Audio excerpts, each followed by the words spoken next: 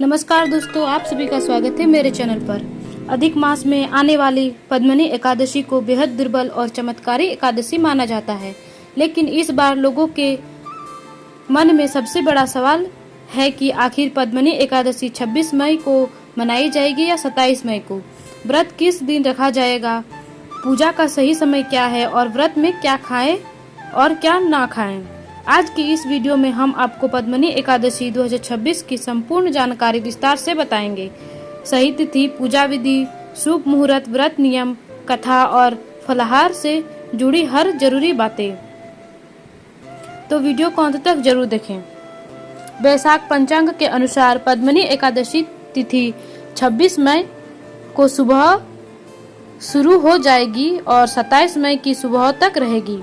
लेकिन हिंदू धर्म में व्रत और त्योहार उदया तिथि यानी सूर्योदय के अनुसार मनाए जाते हैं। इसीलिए पद्मिनी एकादशी का व्रत 27 मई बुधवार को रखा जाएगा।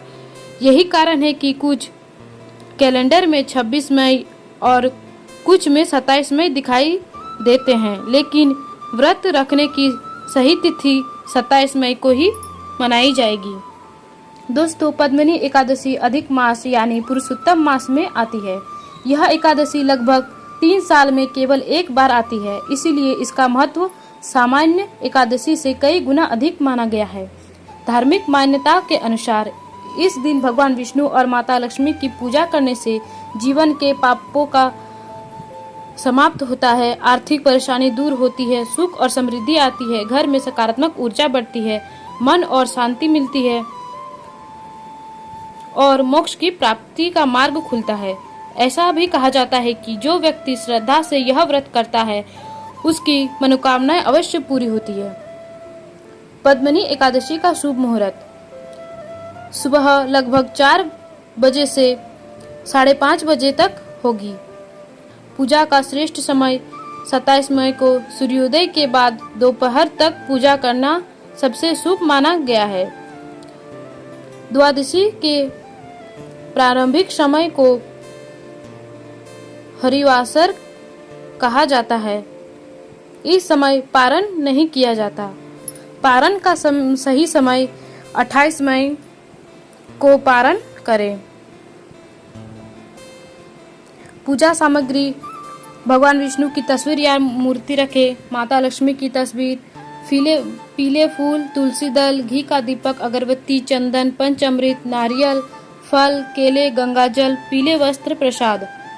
पद्मिनी एकादशी पूजा विधि: सुबह ब्रह्म मुहूर्त में उठकर स्नान करें, साफ सुथरे पीले या हल्के रंग के कपड़े पहने, भगवान विष्णु के सामने हाथ में जल लेकर व्रत का संकल्प ले। आप बोल सकते हैं, मैं भगवान विष्णु की कृपा प्राप्त के लिए श्रद्धा पूर्वक पद्मिनी एकादशी का व्रत रख रहा हूँ या रही हूँ। गंगाजल छिड़कर पूजा स्थान को पवित्र करें।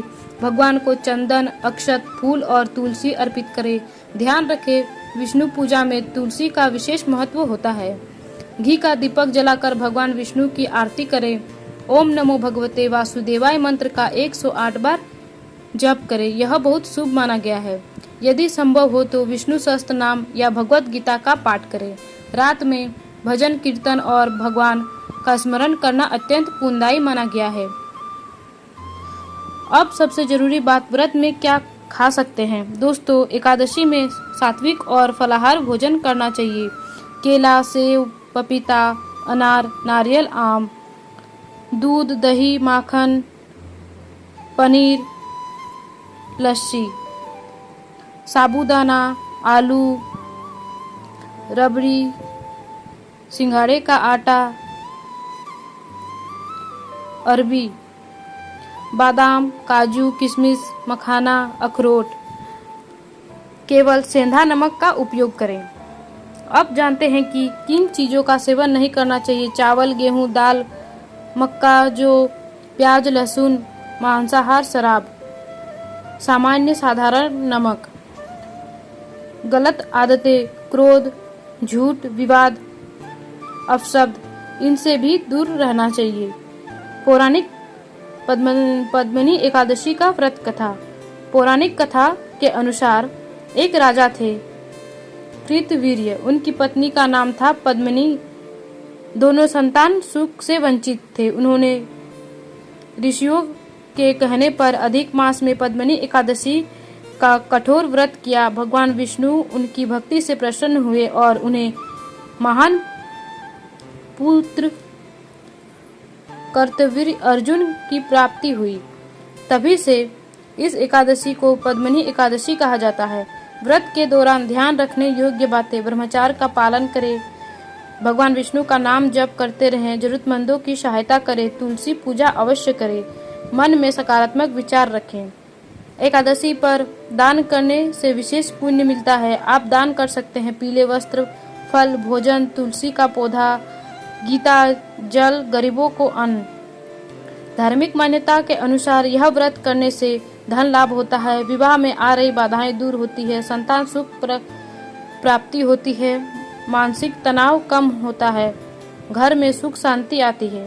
तो दोस्तों, अब आप समझ गए होंगे कि पद्मिनी एकादशी 2026 में कब मनाई जाएगी। अगर आप भगवान विष्णु की कृपा प्राप्त करना चाहते हैं तो श्रद्धा और नियम पूर्वक यह व्रत अवश्य करें।